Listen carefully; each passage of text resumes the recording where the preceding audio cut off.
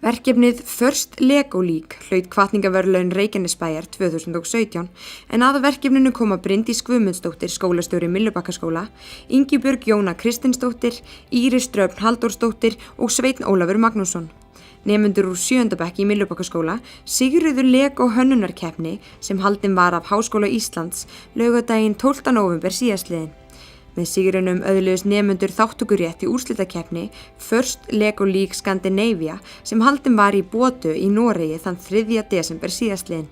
En þetta er fyrsta lið Suðurnesja sem vinnur þessa keppni. Getið þið byrjað að segja mér bara aðeins frá þessu verkefni hjá okkur? Já, við bara ákveðum að okkur langaði til að gera eitthvað nýtt, öðruvísi, eða svona eitthvað pínu krefjandi. Það er þetta hverja ári þessi keppni á Íslandi og við höfum tekið þátt áður skólinn nokkur sinnum fyrir svolítið mörgum árum síðan og svo kemur alltaf póstur og okkur langaði til að pröfa þetta. Þetta er ekki endilega okkar sérsvið eða eitthvað sem við höfum verið að gera og okkur langaði að augra okkur. Þannig að við ákváðum að skrá lið til keppni og völdum krakka í 7. bekk sem hafði eitthvað í þetta að gera.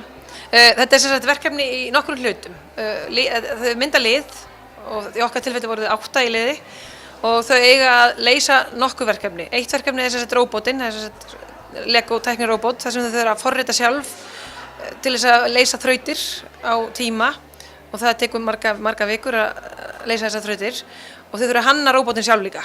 Og annað verkefni er svo rannsóknarverkefni þar sem þau þurfa að vinna rannsókn á einhverju ákveðnu málefni. Í okkar tilfelli var það eitthvað tengt dýrum. Málefni, samskipti manna og dýra. Já, og svo þurfum þau að vinna með hópefli og sína það að hópurinn sé samstilltur og vinni saman og geti leyst hvað sem er. Það var náttúrulega bara ótrúlega mikill undirbúningur og við í raun og veru vorum svolítið svona lengi að komast að hvað það var sem við áttum í raun og veru að gera. Svona okkar forrita róbót og gera eitthvað atriði og svo það var svona pínu erfitt að leita eftir upplýsingum. Já, þetta var heilmikið stórt verkefni, miklu stærra heldur en við bjuggumst við. Þau segja að krakkana hafa verið mjög áhugasama verkefnið og að æft hafi verið stíft. Þau voru bara hrikalega spennt og mjög dugleg og lögðu sig alla fram í þetta. Við vorum oft ansi lengi. Og þau bara rulluðu yfir þessa keppni. Við vorum eiginlega bara efst á öllu sviðum. Hvernig gekk svo keppnin hjá okkur úti? Hún gekk bara mjög vel. Við náttúrulega voru 47 lið held ég sem tóku þátt. Og við vorum í 10. sæti og þau stóðu sér rosalega vel og enda bara 12 ára. Það voru krakkar allt upp í 17 ára, eða ekki. Já. Og sumi skólar þau kaupa sér nemendur til þess að taka þátt fyrir sig úr öðrum skólum eða öðru hverju. Þannig að þau stóðu sér rosalega vel. Þau þurfa að fara til dómara í hverjum lið og svara allskyns rannsóknarspurningum. Þau þurfa að geta svarað alltaf. Þau stóðu sér hetjur. Kvöldið fyrir keppni lenti liðið í smá vandræðum þegar róbótinn virkaði ekki sem skildi.